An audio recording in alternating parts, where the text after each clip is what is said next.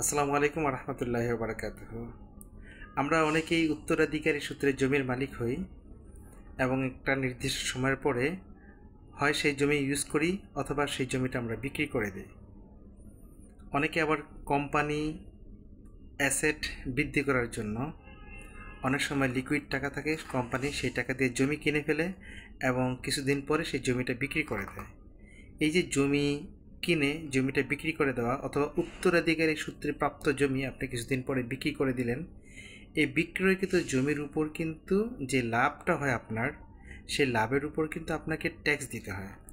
অর্থাৎ আপনি যদি একটি জমি 10 লাখ টাকা দিয়ে কিনে থাকেন এবং সাপোজ আপনি 5 বছর পরে অথবা 10 বছর পরে সেই জমিটা আপনি 20 লাখ টাকায় বিক্রি করে দিলেন। সো আপনার অতিরিক্ত যে 10 লাখ টাকা লাভ হলো, সেই লাভের উপর কিন্তু আপনাকে ট্যাক্স দিতে হবে। তো এখন যে বিষয়টা হচ্ছে কিভাবে কত ট্যাক্স দিতে হবে সেটা যদি আপনি আলোচনা করেন, তাহলে বিষয়টা হচ্ছে এরকম। ধরুন একজন চাকরিজীবী মানুষ, তার চাকরি থেকে সে ইনকাম করে যে 3 লাখ টাকা। যে 3 লাখ টাকা তার ট্যাক্সেবল ইনকাম, অর্থাৎ সে আরও বেশি ইনকাম করে কিন্তু হিসাব নিকাশের পরে তাকে 3 লাখ টাকার ট্যাক্স দিতে হয়। সো সেই 3 লাখ টাকার ট্যাক্সেবল ইনকামের যে একটা স্ল্যাব আছে, সেই স্ল্যাব অনুযায়ী তার ট্যাক্সের টাকা ক্যালকুলেশন হবে। অর্থাৎ আমরা জানি 3.5 লাখ টাকা পর্যন্ত তাকে কোনো ট্যাক্স দিতে হয় না, তারপর 1 লাখ টাকা পর্যন্ত তাকে 5%, তারপর 4 লাখ টাকা পর্যন্ত তাকে 10%, পরের 5 লাখ টাকা পর্যন্ত তাকে 15%, পরের 5 লাখ টাকা পর্যন্ত তাকে যে আপনার 20%, পরের 20 লাখ টাকা পর্যন্ত 25%, এবং তারপরে যত টাকা হয় তার 30%। এইভাবে একটা ট্যাক্সের ক্যালকুলেশন হয়। সো কারো যদি ট্যাক্সেবল ইনকাম 3 লাখ টাকা হয়, চাকরি থেকে হোক ব্যবসা থেকে হোক, সে 3 লাখ টাকা যেমন ট্যাক্স দিবে। এর বাইরে তার যদি কোনো জমি থাকে, সে যেটা 5 বছর আগে কিনেছিল অথবা 10 বছর আগে কিনেছিল, এখন সেই জমি বিক্রি থেকে তার যে লাভটা হয়, সেই লাভের টাকারও কিন্তু ট্যাক্স দিতে হবে। অর্থাৎ সে জমিটা 10 লাখ টাকা দিয়ে কিনেছিল, এখন সে 20 লাখ টাকায় বিক্রি করতে যাচ্ছে।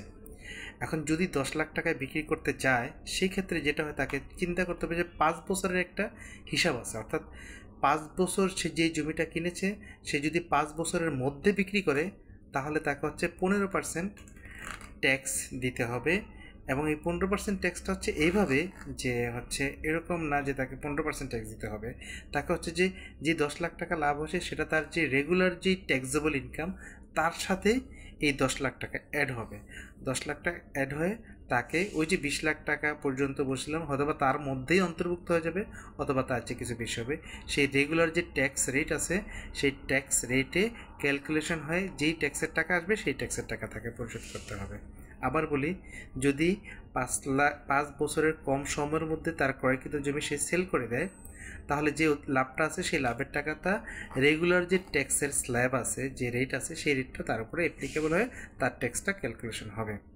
কিন্তু যদি 5 বছরের বেশি হয়, সেক্ষেত্রে যদি 5 বছরের বেশি হয় ইন্ডিভিজুয়ালের ক্ষেত্রে, তাহলে সেটা যে তার যে রেগুলার ট্যাক্স আছে, সেই রেগুলার ট্যাক্সের ক্যালকুলেশন হবে, তার বাইরে অতিরিক্ত যে 10 লাখ টাকা বললাম আমরা একটা জমির হিসাবের ক্ষেত্রে, সেই 10 লাখ টাকা তাকে সরাসরি 15% ট্যাক্স ক্যালকুলেশন করে তাকে ট্যাক্স দিতে হবে। অর্থাৎ রেগুলার ট্যাক্স যদি হয় তার 3 লাখ টাকা, তিন লাখ টাকা, তাহলে এখানে যদি তার যে 10 লাখ টাকা অতিরিক্ত ইনকাম হয়ে থাকে জমি বিক্রি থেকে, তাহলে তার আরও 1.5 লাখ টাকা 15%, সরাসরি 15% তাকে ট্যাক্স দিতে হবে। তাহলে আমরা কি বিষয়টা জানলাম, সেটা যদি 5 বছরের কম হয় সময় ক্রয়কৃত জমি বিক্রি করে যে লাভটা হবে, সেখানে তাকে রেগুলার স্ল্যাবে ট্যাক্স দিতে হবে। আর যদি 5 বছরের বেশি হয়, তাহলে যে তাকে 15% আলাদা করে ট্যাক্স ক্যালকুলেশন করে সেটা দিতে হয়। এটা একটা বিষয়।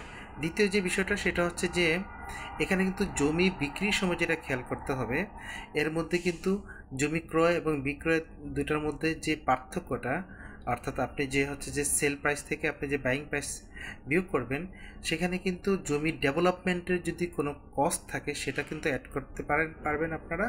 এবং তার সাথে আরেকটা যেটা করা যায়, সেটা প্রক্রিয়া করার জন্য, সেল করার জন্য প্রক্রিয়াগত যে খরচটা আছে, সেই খরচটাকে অ্যাড করা যায়। সাপোজ জমি কিনেছেন 10 লাখ টাকা দিয়ে, তার মধ্যে বালি ফেলে একটু ওয়াল বাউন্ডারি করার জন্য আরও 2 লাখ টাকা খরচ হয়েছে, সেই 2 লাখ টাকা আপনি অ্যাড করতে পারেন। সাথে বিক্রি করার জন্য যে খরচ, সেখানে আপনি আরও 1 লাখ টাকা খরচ, তার মানে 13 লাখ টাকা খরচ। অর্থাৎ জমিটা যদি আপনি 20 লাখ টাকা বিক্রি করেন, তাহলে আপনার খরচ হচ্ছে ক্রয় মূল্য সহ আদার্স খরচ সহ আপনার 13 লাখ টাকা। তার মানে 7 লাখ টাকা জমি বিক্রি থেকে আপনার লাভ হলো।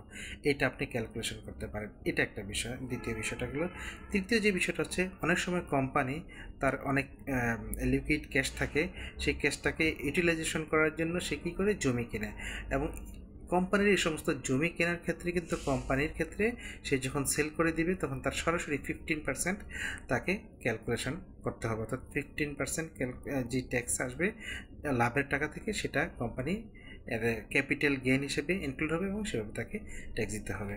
সো আমরা আশা করি জমির সংক্রান্ত, যদি কেউ জমি কিনে বিক্রি করে তাহলে কত সময় এবং কত কী ট্যাক্স হয় সেই সম্পর্কে আমাদের ধারণা পাওয়া গেল। আমরা অনেকেই জমির ব্যবসা করি অথবা পৈতৃক সূত্রে জমি পাই, সেটা আবার সেল করে দিই, অথবা অনেকে আমরা জমি কিনে রাখি যেন সন্তানের জন্য, যখন সন্তান বড় হবে তাকে বাইরে বিদেশে পড়াশোনার জন্য আমরা জমিটা সেল করে দিই 4 বছর 5 বছর পরে, অনেক সময় 7-8 বছর পরে হয়। তাদের যে ক্যালকুলেশনটা কী হবে সেটা কিন্তু সরকার আপনার কাছ থেকে ট্যাক্স পাও না। সরকারকে কী হারে ট্যাক্স দিবেন, আশা করি জিনিসটা আপনাদের কাছে ক্লিয়ার হয়েছে। ধন্যবাদ। আসসালামু আলাইকুম রহমতুল্লাহ।